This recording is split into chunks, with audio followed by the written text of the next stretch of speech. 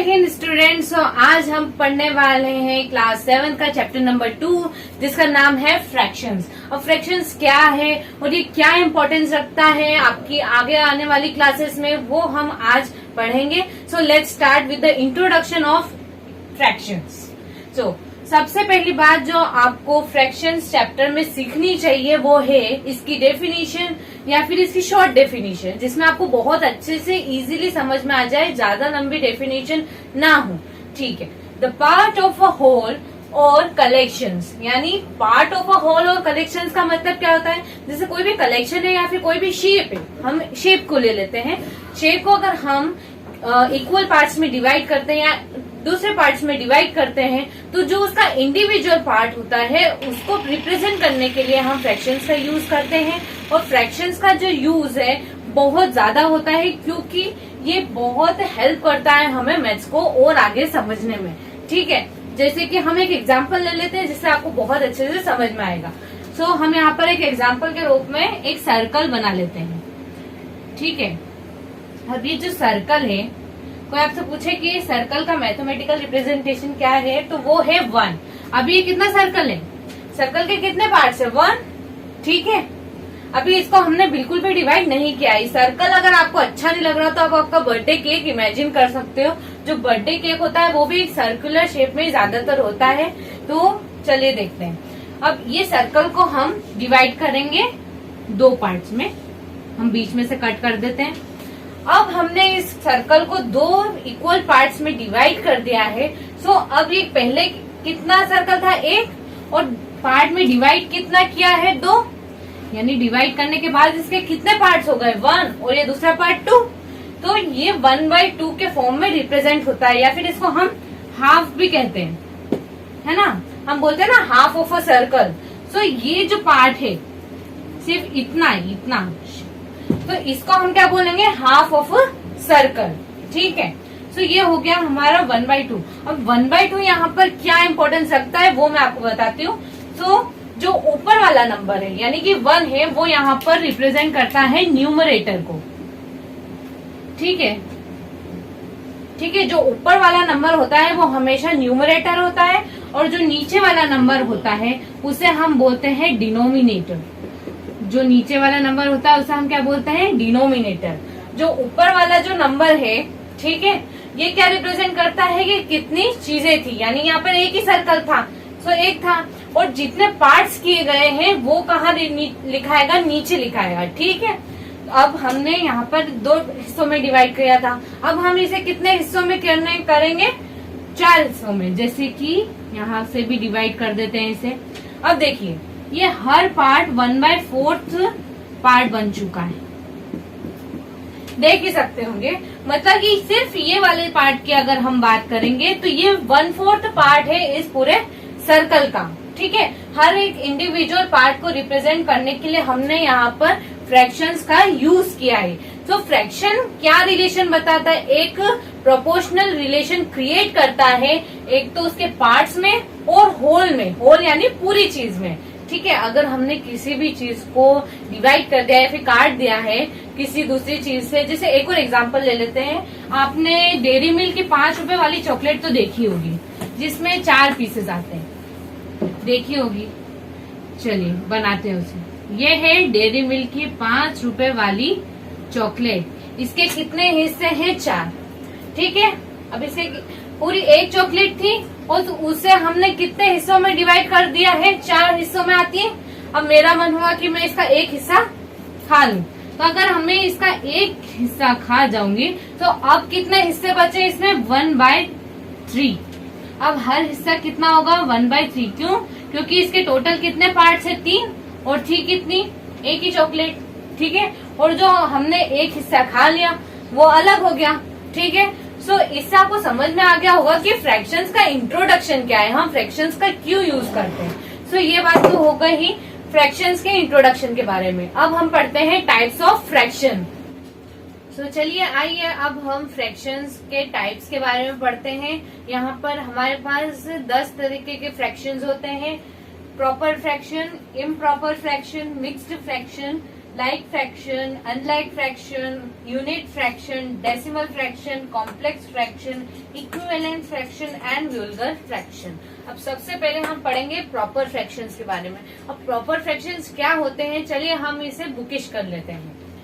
The fraction in which the numerator is less than the denominator is called a proper fraction। बहुत ही easy है, इसका मतलब है वो फ्रैक्शन जिसमें न्यूमरेटर छोटा होगा डिनोमिनेटर से, उस तरीके के फ्रैक्शन को हम बोलते हैं प्रॉपर फ्रैक्शन। यानी एग्जांपल से मैं बताती हूँ, जैसे कि ये 2 है और ये 3 है। अब 2 क्या है हमारा न्यूमरेटर और 3 क्या है हमारा डिनोमिनेटर। तो जब 2 3 से क्या है छोटा है ना, 2 3 से क्या है छोटा है, तो इस फ्रैक्शन को हम क्या कहते हैं प्रॉपर फ्रैक्शन। यानी जिस फ्रैक्शन में डिनोमिनेटर न्यूमरेटर से बड़ा हो या फिर न्यूमरेटर डिनोमिनेटर से छोटा हो, उस तरीके का फ्रैक्शन को हम क्या बोलते हैं प्रॉपर फ्रैक्शन। इसके और एग्जांपल्स भी देख सकते हैं, 1/4, 2/6, 3/9, यानी कुछ भी हो सकता है। जो इस तरीके के जो फ्रैक्शन होते हैं उन्हें हम बोलते हैं प्रॉपर फ्रैक्शन।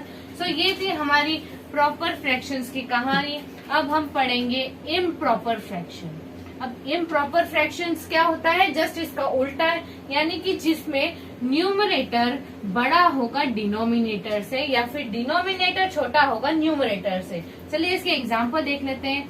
जैसे कि हमारा न्यूमरेटर है 7 और हमारा डिनोमिनेटर है 2।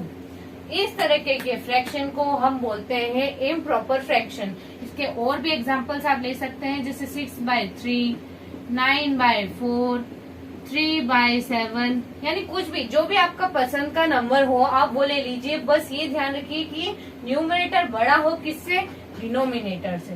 तो ये थे प्रॉपर और इम्प्रॉपर फ्रैक्शंस के बारे में हमने चर्चा की। अब हम पढ़ेंगे मिक्स्ड फ्रैक्शन। ये जो 3 फ्रैक्शन है स्टार्टिंग के, ये सबसे मेन फ्रैक्शंस होते हैं फ्रैक्शन चैप्टर में। ये तीनों तो आपको याद होने ही चाहिए। सो मिक्स्ड फ्रैक्शन को हम बुकिश कर लेते हैं। चलिए आइए। A mixed fraction or a mixed number is a combination of a whole number and a proper fraction. We denote a mixed fraction in the number a, b by c। यानी जो mixed fraction होता है उसमें हम 3 numbers को include करते हैं, a, b और c, जिसमें c क्या होगा एक डिनोमिनेटर के रूप में होगा और ये दोनों क्या कहलाएंगे, ये तो होल नंबर होगा और ये क्या होगा न्यूमरेटर ही होगा। आप चाहें तो इसे इम्प्रॉपर फ्रैक्शन में कन्वर्ट कर सकते हैं, वो हम बाद में बात करेंगे। पर इसका अभी कोई सा भी एग्जांपल ले लेते हैं, जैसे 2 1/3। इसमें ये मायने नहीं रखता कि आपका न्यूमरेटर बड़ा है कि डिनोमिनेटर है, ये हमेशा एक इम्प्रॉपर फ्रैक्शन ही बनेगा। अगर हम इसे कन्वर्ट करेंगे कभी भी प्रॉपर फ्रैक्शन नहीं बनेगा। जैसे कि 3 2/6, सो इसे हम इस तरह से रिप्रेजेंट करते हैं। सो ये था हमारा मिक्स्ड फ्रैक्शन। सो अब हम बात करेंगे लाइक फ्रैक्शन की। अब लाइक फ्रैक्शंस क्या होते हैं, चलिए आइए हम इसके बारे में पढ़ते हैं। The fractions having the same denominator are called the like fractions. बहुत इजी है कि जो भी, जैसे हमने सलंग 3 एग्जाम्पल ले लिए, जैसे 2/3, 4/3 एंड 5/3। अब इन सब में कॉमन बात क्या है कि इनका डिनोमिनेटर जो है, डिनोमिनेटर देख सकते हैं आप, इनका जो डिनोमिनेटर है वो क्या हो, सेम हो। ऊपर का जो भी नंबर हो उससे कोई फर्क नहीं पड़ता। अगर इन सबका डिनोमिनेटर सेम है तो ये लाइक फ्रैक्शन कहा जाएंगे। और जस्ट इसका उल्टा अगर हम बात करें अनलाइक फ्रैक्शन, ठीक है। अब अनलाइक फ्रैक्शन क्या बोलता है, जिनका डिनोमिनेटर सेम नहीं हो, जैसे कि 4/6, 3/2, 1/3। न्यूमरेटर का लाइक और अनलाइक फ्रैक्शन में कोई रोल नहीं होता है, वो चाहे कुछ भी हो सकते हैं, लेकिन डिनोमिनेटर ही मेन रोल प्ले करता है लाइक और अनलाइक फ्रैक्शंस में, ठीक है। सो ये हो गए हमारे 4 फ्रैक्शंस। अब हम बढ़ते हैं 5th वाले की तरफ, जो है कि 6th वाले की तरफ, जो है यूनिट फ्रैक्शन। यूनिट फ्रैक्शन हमें क्या बताता है, चलिए हम इसके बारे में पढ़ लेते हैं। The fractions having 1 as numerator are called unit fractions। यानी जिनके फ्रैक्शन में जो न्यूमरेटर हो वो हमेशा 1 ही हो, जैसे कि 1/4, 1/3, 1/2, 1/6। यानी कॉमन बात क्या आ रही है, अब यहाँ पर किसका मेन रोल है, न्यूमरेटर का। क्या कि जो न्यूमरेटर है वो हमेशा क्या हो, 1 हो। उसके अलावा अगर कोई भी नंबर यहाँ पर आता है तो वो क्या होगा, यूनिट फ्रैक्शन नहीं होगा। ठीक है, तो ये था हमारा यूनिट फ्रैक्शन। अब हम पढ़ेंगे डेसिमल फ्रैक्शन के बारे में। डेसिमल फ्रैक्शन हमें क्या बताता है, चलिए बुकिश कर लेते हैं। The fractions having denominators as 10, 100, 1000 और any other higher power of 10, यानी जिनके जो डिनोमिनेटर में हमेशा 10 की जो टेबल है, 10 का स्क्वायर, 10 का क्यूब, 10 टू द पावर 4, यानी 10 के ऊपर पावर लगती जाए, उनका जो डिनोमिनेटर वो बने, तो उसे हम क्या बोलेंगे, डेसिमल फ्रैक्शन। चलिए आइए एग्जांपल ले लेते हैं जिससे आपको बहुत इजीली समझ में आ जाएगा। जैसे कि 2/10 है, ठीक है, 3/100, 4/1000, ठीक है, 9 या फिर 8/10,000। यानी यहाँ पे कॉमन बात क्या है कि ये 10 की पावर 1 है, 10 की पावर 2, 10 की पावर 3, 10 की पावर 4। जरूरी नहीं है कि सलंग ही 10 की पावर आगे बढ़ती जाए, कोई भी 10 की पावर अगर डिनोमिनेटर में होती है तो उसे हम क्या बोलेंगे, डेसिमल फ्रैक्शन। तो ये था हमारा डेसिमल फ्रैक्शन। अब हम पढ़ेंगे कॉम्प्लेक्स फ्रैक्शन के बारे में। कॉम्प्लेक्स फ्रैक्शन में हम क्या पढ़ते हैं, चलिए आइए देखते हैं। The fractions having either numerator or denominator or both as fractions or mixed numbers are called complex fraction। यानी कॉम्प्लेक्स का मतलब आपने इंग्लिश में पढ़ा ही हुआ, यानी बहुत बड़ा, मतलब एक चीज में बहुत सारी चीजें हो। जैसे कि अब यहाँ पर जैसे हम न्यूमरेटर और डिनोमिनेटर को ऐसे रिप्रेजेंट करते हैं, ठीक है। अब यहाँ पर हम इसके एग्जाम्पल ले लेते हैं। जैसे कि न्यूमरेटर भी फ्रैक्शन में हो, न्यूमरेटर भी फ्रैक्शन में हो, डिनोमिनेटर भी फ्रैक्शन में हो। जैसे कि यहाँ पे आ गया 2/3, ये 2/3 क्या है, न्यूमरेटर है, ठीक है, और यहाँ नीचे आ गया 4/6, तो 4/6 क्या है, डिनोमिनेटर है। ऐसा ये अलग अलग नहीं है, ये न्यूमरेटर है और ये डिनोमिनेटर है। जरूरी नहीं है कि यहाँ पे इम्प्रॉपर या प्रॉपर फ्रैक्शन ही हो, मिक्स्ड फ्रैक्शन भी आ सकता है। जैसे कि 3 2/6 हो न्यूमरेटर में, 4 2/3 हो डिनोमिनेटर में। तो इस तरह के जो फ्रैक्शन होते हैं, यानी न्यूमरेटर में भी फ्रैक्शन में फ्रैक्शन, ठीक है, एक चेन रूल जो लगता है फ्रैक्शन में फ्रैक्शन का, वो काय में यूज होता है, कॉम्प्लेक्स फ्रैक्शन। सो ये था हमारा कॉम्प्लेक्स फ्रैक्शन। अब हम पढ़ेंगे equivalent fraction. Equivalent fraction, equivalent fraction हमें क्या सिखाता है, the fraction representing the same value are called equivalent fraction. यानी कि 3/6 है, 2/4 है और 4/8, ठीक है। ये मैंने डायरेक्ट एग्जांपल इसलिए लिखी क्योंकि इससे आप एग्जांपल से और अच्छे से समझ पाएंगे। मैं आपको समझाऊंगी उससे। देखिए, अगर हम इन दोनों को डिवाइड करेंगे, ठीक है, तो क्या आएगा, 1/2, ठीक है। अब 2 की टेबल में 4 कितना आता है, 2, 1/2, 1/2। यानी इन सबको अगर हमने डिवाइड करा है तो बाद में सेम वैल्यू आ रही है, ठीक है। मल्टीपल्स क्या आ रहे हैं, सेम आ रहे हैं, सेम वैल्यू आ रही है। जैसे यहाँ पर आप 5/10 भी ले सकते हैं, उनको कट करने पे भी क्या आएगा, 1/2। सो इक्विवेलेंट फ्रैक्शन क्या बोल रहे हैं वो, कि उससे डिवाइड करने पर सेम नंबर ही आए सबको। तो ये क्या हो गया इनका इक्विवेलेंट फ्रैक्शन, ठीक है। सो ये थी इक्विवेलेंट फ्रैक्शन की कहानी। अब हम पढ़ेंगे वल्गर फ्रैक्शन।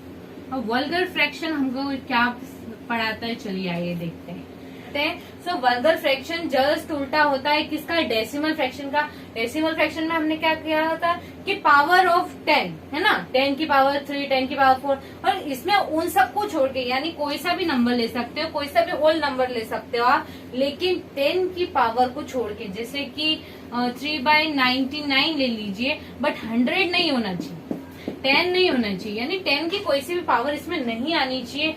उस तरह के फ्रैक्शन को हम क्या बोलते हैं, वल्गर फ्रैक्शन। सो ये थे हमारे 10 टाइप के फ्रैक्शन। दिखने में तो ऐसा, सुनने में ऐसा आता है कि 10 फ्रैक्शन है, कैसे याद होंगे, लेकिन बहुत ही इजी है, बहुत जल्दी आपको समझ में भी आ जाएंगे।